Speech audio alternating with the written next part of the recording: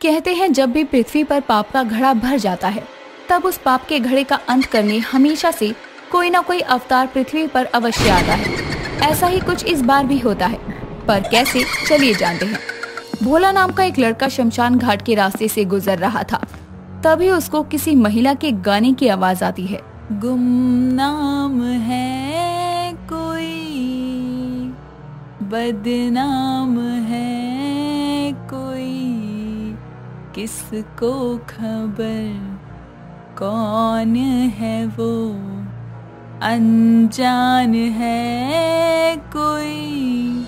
उस गाने को सुनकर भोला काफी डर जाता है और वो पीछे मुड़कर शमशान घाट की तरफ देखता है, पर उसको कोई नहीं दिखता।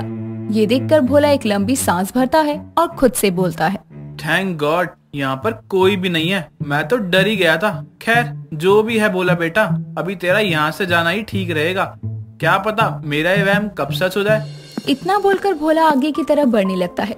तभी उसको ऐसा महसूस होता है जैसे उसके पीछे कोई चल रहा है, और एक बार फिर भोला पीछे पलटता है, पर अब भी उसके पीछे कोई नहीं था। खुद के साथ ऐसी हरकत देखकर भोला अब अपनी चलने की स्पीड को बढ़ा देता है और वहाँ से भागने लगता है। पर कहते हैं ना कि जब मौत करीब आती है तो इंसान चाहे कुछ भी कर ले, वो अपनी मौत को कभी हरा नहीं पाता। ठीक उसी तरह से भोला के साथ भी हुआ। भोला भाग तो रहा था, पर असल में वो कहीं भी नहीं भागा था। सीधे शब्दों में कहें तो भोला भागकर दोबारा उसी जगह पर आ जाता है। ये देखकर भोला के पसीने छूटने लगते हैं। भोला कुछ बोल पाता कि तभी सामने एक लड़की आती है जो कि पीली पड़ी हुई थी। देखने में ऐसा लग रहा था कि जैसे उसके शरीर में खून ना हो और उसको बस घूर रही थी।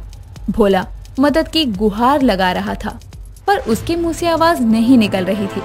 तभी वो लड़की जोर से हंसती है और उस लड़के से कहती है, तेरे माथे पर ये डर की शिकन देखकर मुझे बहुत ही सुकून मिल रहा है।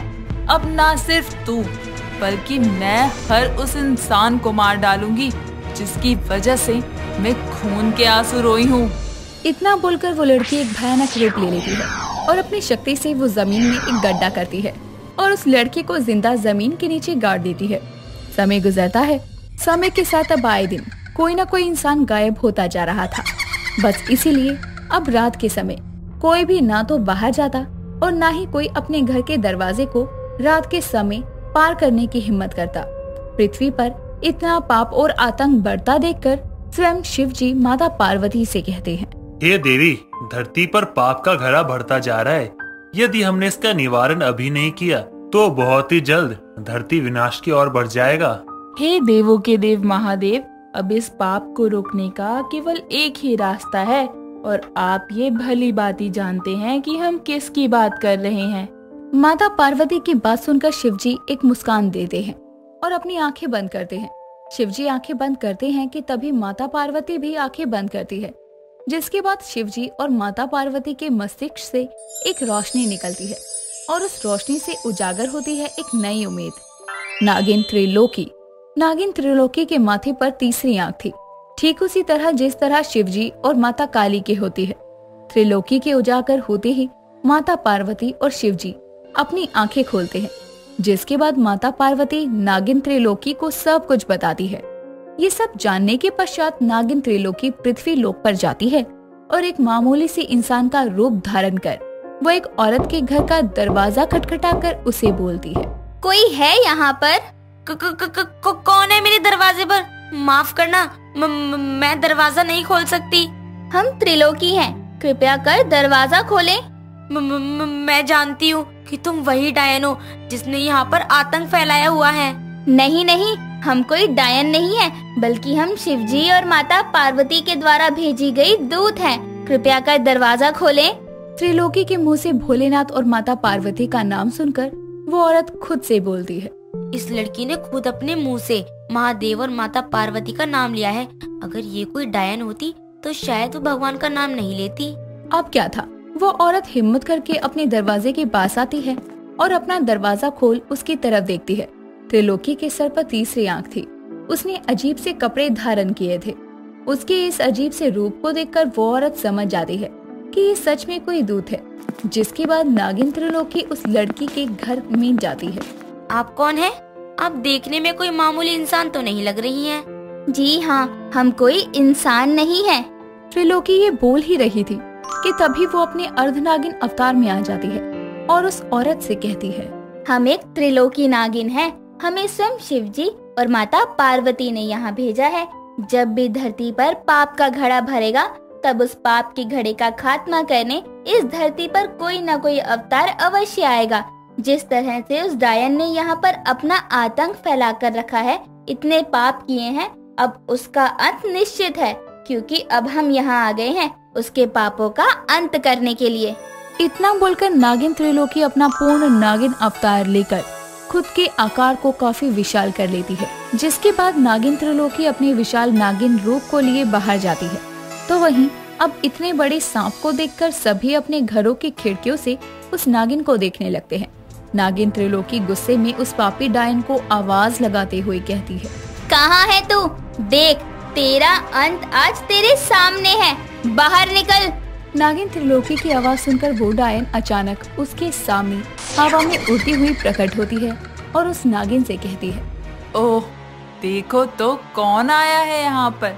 नागिन, अब एक नागिन एक डायन का सामना करेगी? हाँ, मैं तेरा सामना करूंगी। अब तेरे पाप का घड़ा भर चुका है और अब तेरा अंत निश्चित है।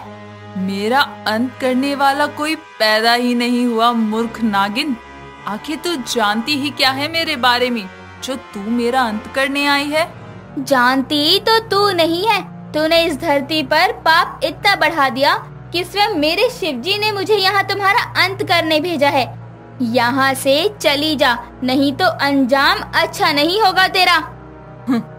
तू नहीं जानती नागिन कि इन लोगों ने मेरे साथ क्या किया है। ताली कभी एक हाथ से नहीं बजती। आज से कुछ समय पहले की बात है। ईर्ष्या जो अपनी माँ निभा के साथ रहा करती थी। ईर्ष्या, जैसा उसका नाम वैसा ही उसका काम था। वो ज्यादातर लोगों से ईर्ष्या, जलन और द्वेष की भावना रखा करती, पर उसकी माँ हमेशा उसे समझाती। ऐसे ही एक दिन निभा की तबीयत काफी ज्यादा खराब हो जाती है और अपनी माँ की ऐसी हालत देखकर वो अपनी माँ से कहती है, माँ, आप ठीक तो है ना? माँ, आप मुझे सुन पा रही है ना? हाँ बेटा, मैं तुझे सुन रही हूँ, पर अब तू मेरी एक बात ध्यान से सुनना। अब मेरे जाने का समय हो चुका है, मैं ज्यादा दिन जिंदा नहीं रह पाऊंगी। माँ, बस भी कीजिए। आप ऐसे क्यों बोल रही हैं? मैं हूँ ना, मैं आपको कुछ भी नहीं होने दूंगी। मैं आपका सही से इलाज करवाऊंगी, पर प्लीज आप ऐसे रोइए मत। ईर्ष्या अपनी माँ से ये बात बोलकर अपनी माँ को पकड़कर रोने लगती है और कुछ देर बाद वो उठकर अपनी माँ को डॉक्टर के पास लेकर जाती है, जहाँ डॉक्टर उसकी माँ का इलाज करना शुरू करते हैं। थोड़ी देर बाद डॉक्टर बाहर आते हैं और ईर्ष्या से कहते हैं, आपकी माँ की हालत बहुत खराब है। यदि हमने उनका ऑपरेशन नहीं किया तो शायद हम उन्हें ना बचा सकें। डॉक्टर, अगर मेरी माँ का ऑपरेशन होना है तो कर दीजिए ना, क्यों देरी कर रहे हैं आप?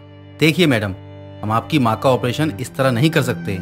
हॉस्पिटल के कुछ रूल्स होते हैं। आपको रिसेप्शन पर जाकर पहले इस हॉस्पिटल की फीस भरनी होगी, उसके बाद ही हम आपकी माँ का इलाज करवाएंगे। पैसे? कितनी फीस है आपकी? 80,000। आपकी माँ के पास ज्यादा समय नहीं है। यदि आप अपनी माँ को बचाना चाहती हैं तो अभी के अभी फीस जमा करवा दीजिए। डॉक्टर अपनी बात पूरी कर वहाँ से चले जाते हैं। तो वहीं ईर्ष्या अपनी माँ की तरफ देखकर रोते हुए खुद से कहती है, मैं माँ के लिए इतने पैसे कहाँ से लाऊं? मुझे तो कुछ भी समझ नहीं आ रहा कि मैं अब क्या करूं। क्यों ना मैं किसी से पैसे उधार ले लूं?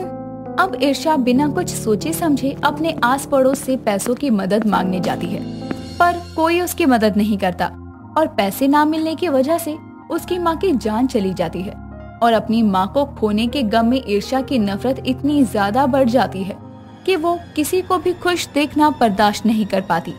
अब क्या था, ईर्ष्या अपनी माँ की लाश कब्रिस्तान में लेकर जाती है और अपनी माँ की लाश को पकड़कर रोते हुए चीख चीख कर खुद से कहती है, माँ, आज मैं आपकी लाश की कसम खा रही हूँ। मैं किसी को खुश नहीं रहने दूंगी। मैं हर उस मनुष्य को खून के आंसू रुलाऊंगी।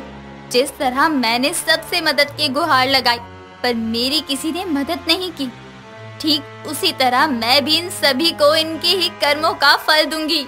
अब क्या था, ईर्ष्या अपनी माँ की लाश को दफनाती है और उसी कब्रिस्तान में बैठकर अपने चारों तरफ लाल सिंदूर का घेरा बनाकर शमशान में पड़े खोपड़ी और हड्डियों के बीच साधना करने लगती है। उसकी साधना लगभग 1 महीने तक चलती है और 1 महीने बाद ईर्षा हर रोज देर रात शमशान घाट जाती और अपनी बची हुई साधना करती। उसकी ये साधना चलती है जब तक कि उसे डायन विद्या में सिद्धि ना मिल जाए। समय गुजरता है और समय के साथ ईर्ष्या एक डायन बन जाती है। तू फिर भी गलत है, क्योंकि जिस तरह से तेरा बर्ताव था, जिस तरह से तू लोगों की खुशियों से जलती थी, उस हिसाब से तेरी कोई मदद नहीं करता। यदि इन लोगों ने तेरे साथ गलत किया था तो उसका इंसाफ मेरे महादेव करते, ना कि तू। तू होती कौन है लोगों को उनके किए की सजा देने वाली? डायन हूँ मैं डायन, और मुझे कोई हरा नहीं सकता, तेरा भगवान शिव भी नहीं। उस डायन के मुंह से ऐसी बात सुनकर नागिन त्रिलोकी को गुस्सा आ जाता है, जिसके बाद उसकी तीसरी आंख खुल जाती है और थोड़ी ही देर में वो डायन का अंत कर देती है और वहाँ से गायब हो जाती है। पर अब वहाँ के लोगों के लिए नागिन त्रिलोकी न सिर्फ एक नागिन थी, बल्कि वो उनके लिए भगवान बन जाती है और हर देवी देवता के साथ अब लोग त्रिलोकी नागिन को भी पूजने लगते हैं।